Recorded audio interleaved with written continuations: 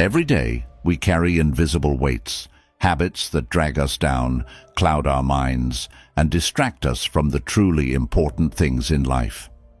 It's time to let go of these burdens and embrace the clarity and focus that comes with a Stoic way of thinking. Let me take a moment to remind you that this journey we're on together is all about transformation. It's about growing, becoming the best version of ourselves, and breaking free from the habits, mindsets, and barriers that have been holding us back. And today, we're tackling a big one, a life-altering topic that can change the course of your future. We're going to explore 4 things you have to stop doing immediately. These aren't just simple mistakes, fleeting bad habits, or temporary setbacks. These are the subtle yet powerful forces that prevent you from reaching your full potential. They block your progress and prevent you from living the life you're capable of living. These habits, if you stop them today, will free you from your past and accelerate you toward your future. I know that each one of us has dreams, goals, and ambitions. Some of those dreams may feel so far out of reach, but I'm here to tell you they're not. They're waiting for you to step into them. Today, we're going to uncover the 4 things that are keeping you from stepping fully into your power. As we dive into these transformative insights, remember, if you find value in peeling back these layers and discovering new paths to your personal best, hitting that subscribe button helps us bring more of this content to you. It's free, and it ensures you don't miss out on any part of this journey to empowerment. And don't skip any part of the video. Every second is designed to help you grow stronger, more focused, and resilient, just like the Stoics of old. Are you ready to make some significant changes? Let's get started and shed these 4 critical habits for a brighter, more fulfilling tomorrow. Number 1, stop doubting yourself. You might not realize it, but every time you let a shadow of doubt creep into your thoughts, you're stepping back from the life you're meant to lead. Doubt is sneaky. It's like that quiet voice at a party that keeps whispering, "You're not quite right. You don't really belong, or you're just not good enough." But here's a Stoic truth for you. Doubt is only as powerful as the attention you give it. Stoicism teaches us to focus on what we can control and to let go of what we can't. Your thoughts? They're yours to shape. Think about the times when doubt has held you back from taking a chance. Maybe it stopped you from applying for that job, asking that question, or starting a new project. Now, imagine what could have unfolded if you had pushed past that doubt. It's all about perception. Stoics like Seneca and Epictetus weren't free from doubt because they were supremely confident.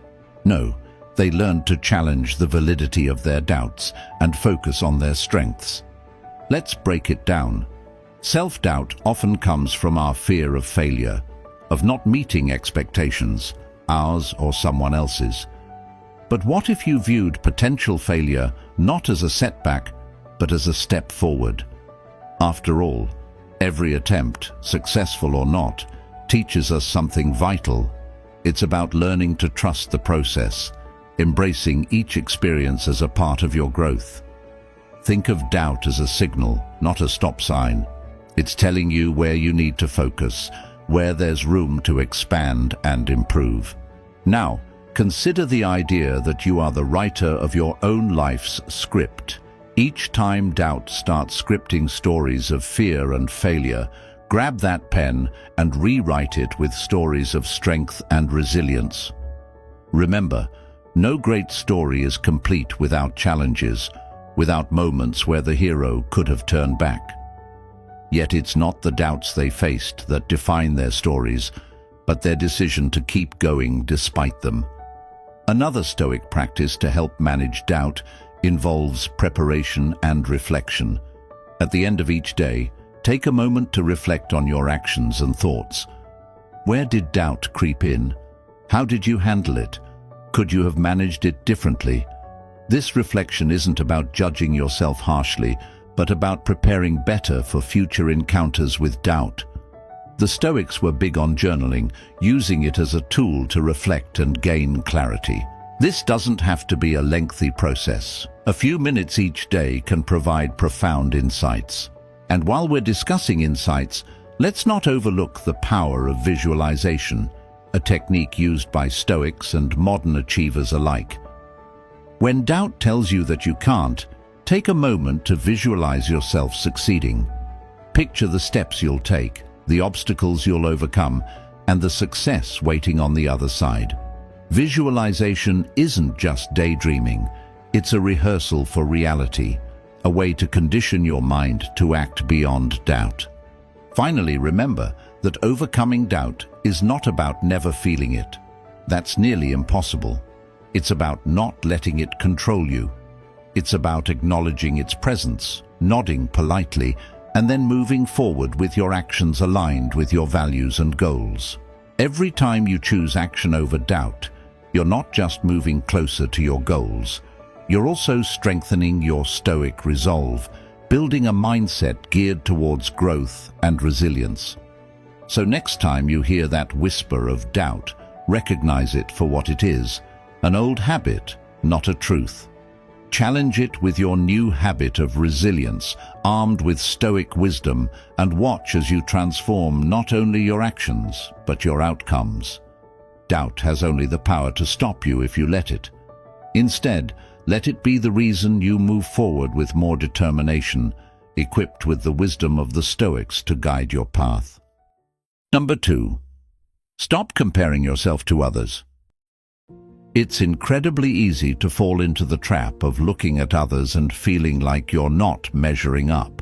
Scroll through any social media platform for a few minutes, and you might find yourself feeling as though everyone else's life is more exciting, more successful, or simply happier than yours.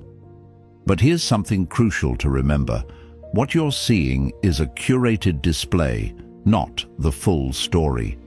This comparison game is not just misleading, it's harmful.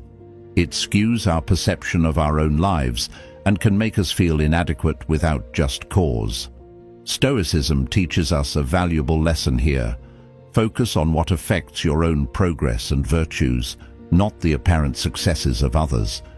Imagine if Marcus Aurelius, Stoic philosopher and Roman emperor, had wasted his time comparing his reign or philosophical writings to those of his predecessors or neighboring rulers. Instead, he focused on his own duties and the wisdom he could cultivate from his experiences. By centering on our own journey, we embrace the Stoic principle of controlling only what is within our power, our actions, reactions, and personal growth. When you catch yourself comparing your journey to someone else's highlight reel, try to redirect that energy.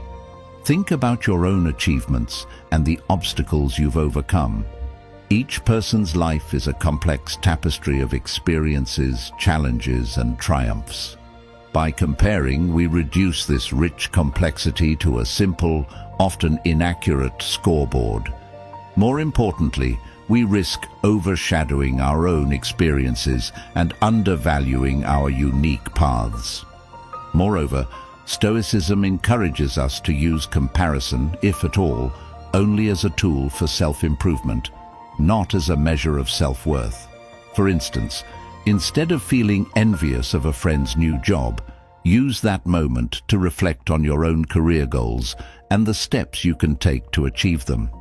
This turns a potentially negative comparison into a constructive plan for personal progress. It's about transforming envy into inspiration. Reflect on this. The only true comparison that brings value is the one you make with yourself, where you were yesterday versus where you are today. Are you kinder, more knowledgeable, or more disciplined? This self-reflection is fundamental in Stoicism. It keeps you grounded in your own progress and focused on what truly matters, your own development and contentment. Another practical step to lessen the habit of comparing yourself to others is to limit your exposure to the sources of comparison. If social media makes you feel inadequate, adjust how you use it. Follow accounts that inspire and teach, rather than those that spark envy. Use these platforms to connect and learn rather than to assess your self-worth. Remember also the Stoic practice of negative visualization. It's about imagining the worst-case scenarios to appreciate what you have. This doesn't mean dwelling on the negative, but rather using it to cultivate gratitude for your present situation. It's a powerful antidote to the dissatisfaction bred by comparison. When you feel thankful for what you have, the achievements of others seem less like a threat and more like shared human potential. Breaking the habit of comparing yourself to others isn't about ignoring the success of those around you. It's about reshaping how you perceive and react to that information. It's about fostering a mindset that values personal growth and inner peace over external validation. This way, you not only adhere to Stoic wisdom, but also create a more fulfilling and contented life for yourself. Remember, in the grand narrative of your life, the only character you're truly responsible for is you. How you develop that character, how you enrich your own story, that's where your focus should be. Number 3. Stop living in the past. Carrying the past around is like dragging a suitcase filled with old books you'll never read again. It's heavy, it's exhausting, and it doesn't serve you one bit. We've all got that suitcase. Inside, you'll find our mistakes, our regrets, and those moments when things just didn't go the way we hoped. Now, imagine setting that suitcase down for good. Feels freeing, right? That's what we're talking about today. Letting go of those past burdens to make room for a brighter, lighter future. Stoicism offers a robust framework for dealing with the past. Stoics emphasize living in the present because that's all we truly have control over. The past? It's done. You can't change it, but you can change your perspective on it. Marcus Aurelius once wrote, "Look back over the past, with its changing empires that rose and fell, and you can foresee the future too." What he's suggesting isn't that we dwell on the past, but that we learn from it and then move on, applying those lessons to live better today. Reflecting on the past is only useful to the extent that it teaches us. Beyond that, dwelling on old failures or missed opportunities is a trap. It saps your energy, focusing your mind on scenarios that no longer exist, except in your thoughts. So, how do we stop living in the past? Start by acknowledging it. Recognize the things that happened, understand the emotions they stir up, and then practice letting them go. This could be as simple as saying to yourself, "Yes, that happened. It hurt, but I am no longer in that moment. I am here, now." Another Stoic practice that can help is the discipline of assent, which involves consciously choosing which thoughts to accept and which to reject. When a thought about the past arises, assess it. Is this thought helpful? Does it improve my well-being? If not, you have the power to reject it. This doesn't mean suppressing your feelings. Rather, it means not allowing them to control you. It's about taking a moment to say, "This is how I felt, but I choose not to hold on to it." Furthermore, transform how you interact with memories. Instead of replaying a regretful scenario over and over, try to view it through a lens of growth. Ask yourself, what did this experience teach me? Whether it's resilience, compassion, or a newfound understanding of your limits, there's always something valuable to be gained. This shift in perspective turns a previously negative memory into a stepping stone for personal development. Lastly, engage in mindfulness and meditation, both key components of Stoic practice. These techniques ground you in the present and help dissolve the emotional weight of the past. Mindfulness teaches you to experience life as it happens, to appreciate the now without the shadow of yesterday. It's about noticing the world around you, your reactions, your feelings, and accepting them without judgment. To truly embrace the present and prepare for the future, it's essential to let go of what's behind you. Remember, every moment spent ruminating over the past is a moment lost from your present. So, cut that baggage loose. Practice these Stoic principles to center yourself in the now, and you'll find that life becomes a lot lighter. The past doesn't have to define you. You're defined by how you live now, how you react now, and how you prepare for what's next. So, set down that old heavy suitcase. Your journey ahead requires nothing from it. Number 4. Stop procrastinating on your goals. Have you ever found yourself saying, "I'll start tomorrow," but when tomorrow comes, you say it again?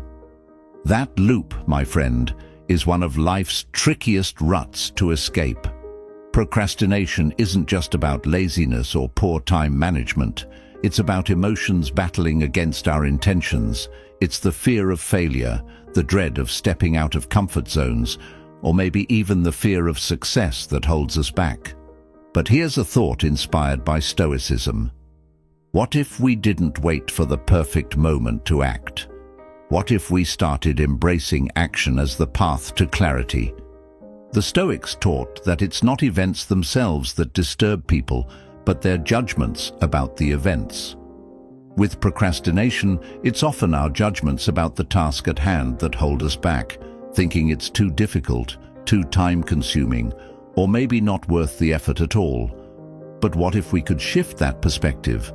What if we viewed each action as a necessary step toward virtue, toward becoming our best selves? To tackle procrastination, begin by breaking down your goals into smaller, more manageable tasks. This is a classic Stoic approach to overcoming overwhelming feelings. Just as Marcus Aurelius advised, the task of a philosopher to piece together our natural constitution. Apply this to your goals. Want to write a book? Start by writing a page. Need to organize your home? Start with one drawer. The key is to make the first step so small that it isn't intimidating, almost trivial. Then, there's the Stoic practice of premeditatio malorum, which involves visualizing the negative outcomes of not acting. Imagine the consequences if you continue to procrastinate. What opportunities might you miss? How might it affect your personal growth, your career, or even your relationships? This visualization isn't meant to scare you, but to inject a dose of reality into your planning process. It's about using foresight to fuel your motivation rather than your fears. Furthermore, Stoicism doesn't just ask you to contemplate the bad. It also encourages you to reflect on the benefits of taking action. Each small step you take is progress, and progress is invigorating and self-reinforcing. Once you start and you see the benefits of your actions, it becomes easier to keep going. Remember, in the words of Seneca, begin at once to live and count each separate day as a separate life. This approach transforms seemingly mundane tasks into vital parts of your daily life's philosophy. Moreover, consider the Stoic concept of the inner citadel, a fortress within us that remains impervious to externals and our emotional responses to them. When you feel overwhelmed by what you need to do, retreat into your inner citadel.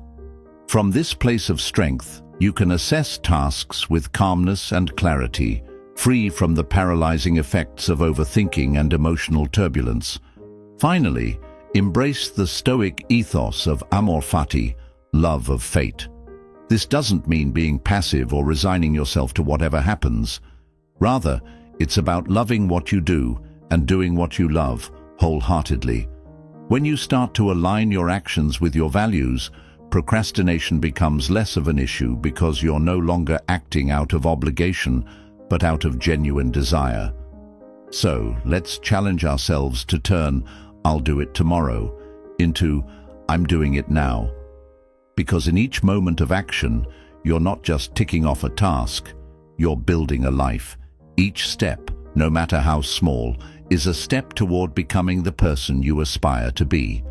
It's about making the most of the now, because now is all we truly have, and now is always the right time to begin.